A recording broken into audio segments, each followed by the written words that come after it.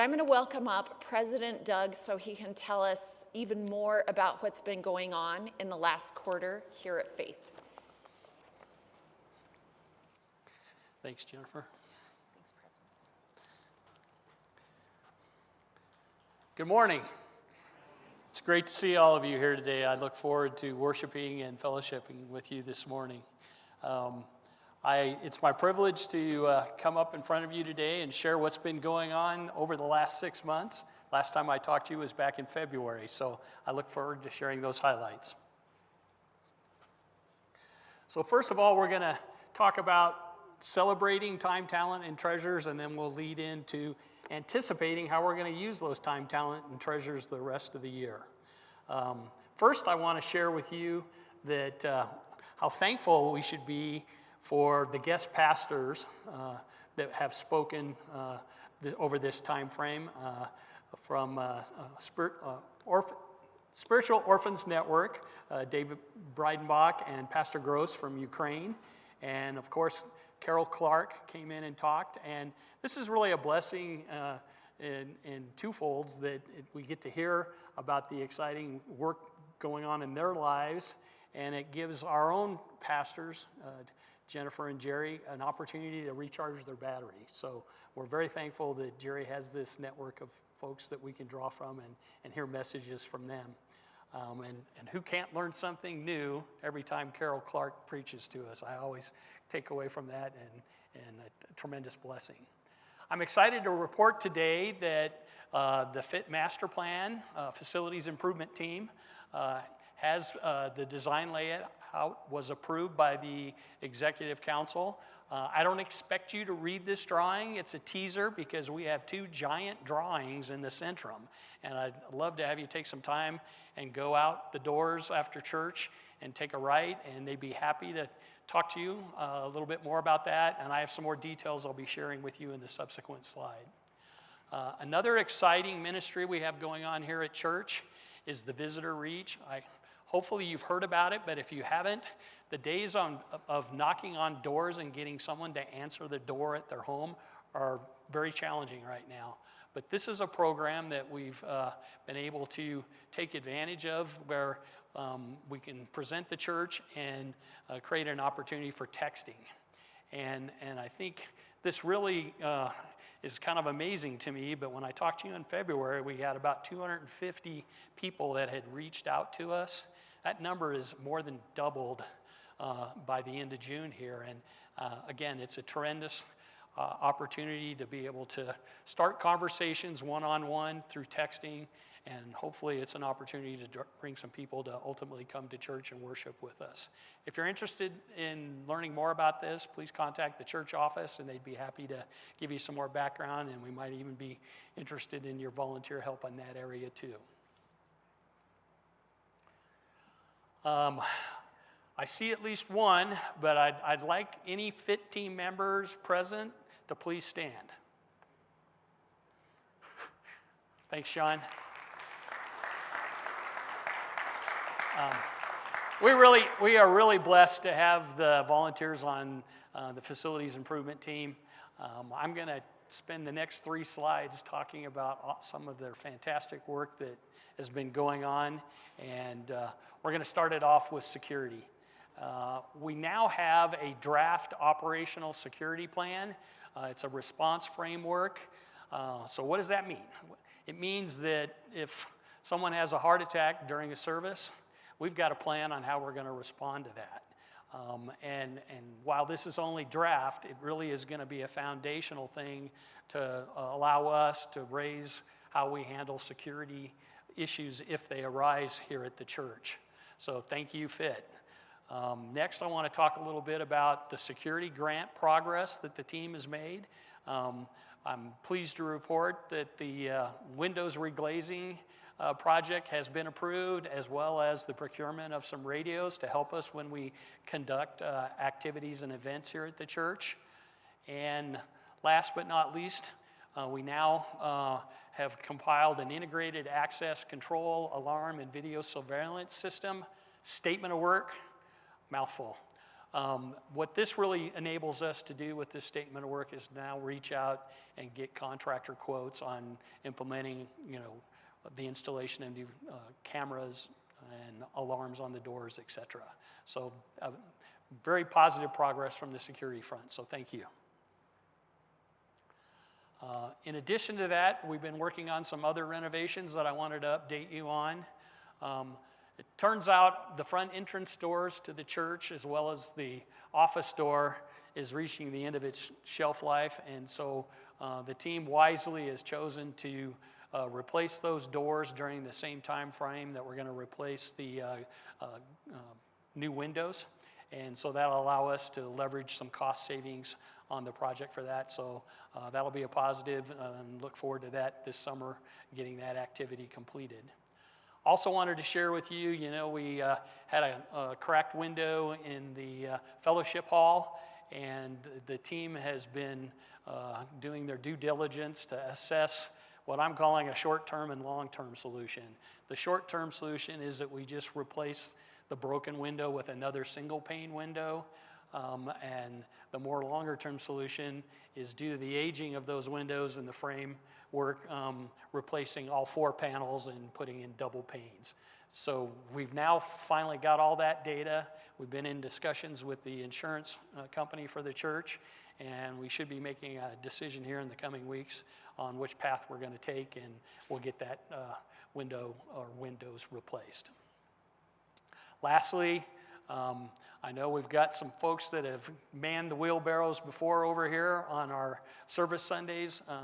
We've been able to add 5 piles of mulch to the native area here off the parking lot, enhancing that.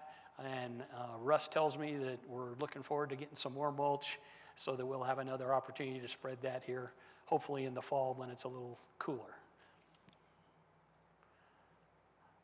The last highlight slide from FIT that I want to share with you this morning is their hard work on coming up with the master architect plan. We, the executive board, also known as the executive council, that's Senior Pastor Jerry, myself, and Carl Gustafson, the vice president, met with the architect and the FIT team, and we went through the master plan, and we approved that moving forward, and that drawing is out there, as I said, in the Centrum, and you have an opportunity. There's a great legend that's color-coded that talks about the different phases and priorities. Those priorities are based upon your input. We had forums and people attended those, and we were greatly appreciative of that. And we also met with church leadership and mission and ministry teams. So it's a living document, but we have a vision of where we would like to go based upon that congregational input. And so we're excited to move forward. So what I'm calling phase 1 is addressing safety issues. We've got some carpet that needs to be replaced on the main level, as well as the lower level by the youth room. And then we'll also, the playground rubber material is the children of faith, when they're playing out there, they're wearing it afterwards. It's a black material, and so that's some material we're going to get replaced so that the material stays on the playground and not as worn home by the kids. So that's a positive. And then phase 2 is also being referred to as Project 1, and that is where we're going to look into relocating and renovating bathrooms, as well as the coffee bar area and the library. We're looking at going to maybe some half walls on the library just to make it more open and really allow us to have a greater space to socialize after church and hold events. So I think those are the main highlights there. The key is I've got folks from the FIT team manning the drawings after church, so please take some time to go out and talk to them if you haven't already and learn more about that, and your feedback will be welcome. Switching to celebrating talent, as I mentioned, we had another highly successful single service Sunday back in February. I appreciate all of those those of you who were able to participate in that. We were able to work with the mission teams and pack the military service team, pack boxes. I know I had the privilege to man the racetrack with the kids for 2 hours, and I was amazed at their energy running back and forth. So that was a lot of fun, and a lot of good things occurred helping us moving forward. I'm excited to report that Holy Week was another blessing from the Lord this year, and as you can see here, the trend is going in the right direction, that our participation is increasing, and praise be to God that we're reaching out to more people in our community. Last but not least is a huge event to have Pastor Jennifer having her call and ordination in April. So, and we're going to continue to be blessed by her as she preaches to us today from 1 Corinthians 3. And so stay tuned. Lots of good to come. Also wanted to share with you, we had another highly successful vacation Bible school this year. We had over 150 kids participate, and over 60 volunteers to support that activity. So thank you all for your roles and participation in that activity. I'm very pleased to report that Children of Faith summer program has a record attendance. We're over 50 plus, and so thanks to Jennifer and her staff in the good work that they're doing there. So very positive. And as Jennifer alluded to, we've got our Ignite youth here. They're blessing us with their music, and they're going to bless us with some personal testimonies later, so thank you. Moving on to Treasure. I think many of you recall for Lent this year, our fundraiser was raising money for the Madagascar well drilling, and I'm happy to say that Jenny shared with me that this was the most money we've raised for a Lenten activity, and more importantly, the amount of money that we raised enables 3, almost 4 new wells to be drilled in villages, which will have a huge impact in that community. So thank you very much for your generosity. An update on all this good work FIT's doing, on how they're doing against their budget. We voted to give them a $300,000 budget this year, and through June we had cost plus commitments of $73,000, and we've got quotes in the work that we're waiting on, and we expect that once we get those and get contracts placed, that we'll have cost plus commitments around 2/3 of their budget. Lastly, thank you, congregation, for your giving this year. Through the mid-year point, we've raised $1 million plus, and we're at 90% of our budget projected at year's end. And so thank you. We're in a good place. It's not 100%, but 90% is, we're very blessed and thankful to have that.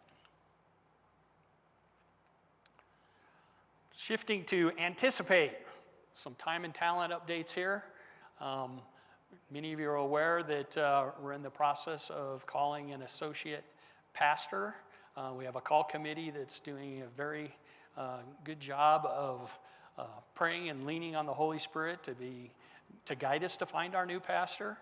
And in fact, there's an opportunity this Wednesday, July 15th at 6 p.m. If you want to come. We have a prayer group that's specifically praying for this associate pastor, and we would welcome your participation in that. Where we're at right now is the call committee made a recommendation to the board of directors that we hire a search firm. And while that may sound kind of surprising at first, the challenges that we're facing, it's become a norm. And so the call committee made that recommendation to us, and we approved that. And it's really about getting a greater pool of candidates that we can pray about and select. We've decided to go with NL Moore is the name of the search firm. So stay tuned, and we'll be hearing more about that in the coming weeks. Again, we're excited to have our church service in the park. It's in mid-August on the 16th. It'll be at 10:30.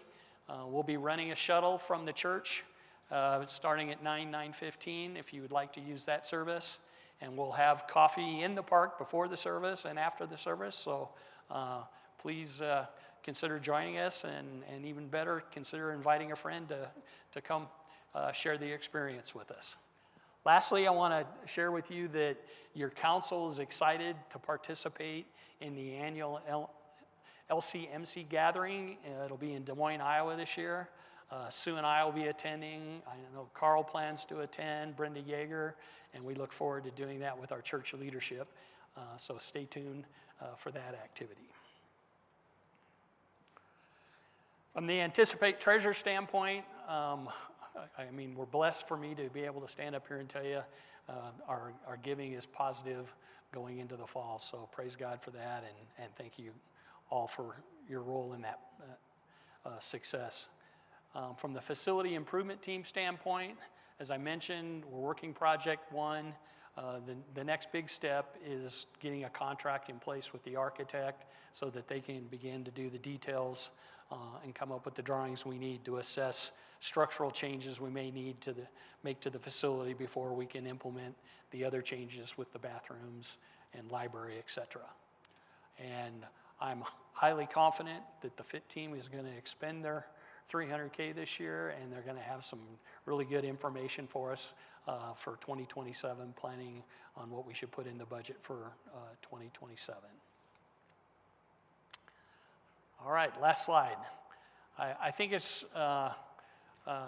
been a very valuable year. Pastor Jerry and Pastor Jennifer have been teaching us and inspiring us to walk the Jesus-shaped way. This is just a listing to kind of remind us, where did we start at the beginning of the year? We learned the 6 steps of Jesus' walk before he here on earth to guide us. And again, this really gets back to we're here to become disciples and become disciple-making disciples. And so building on that, we're now in practical grace, and I'm excited that Jennifer will be sharing from 1 Corinthians 3 today, and it's a privilege for us to be co-workers together in the mission field, not competitors. So that's the teaser. She'll fill you in on the rest. And again, I just remind ourselves, what is Jesus saying to me? Is he saying the same thing to you today that he said to you 3 months ago? And what step in faith is he calling me to respond to? So personal questions, personal reflection, but and again, praise be to God that we're walking this Jesus-shaped path together. Thank you for your time.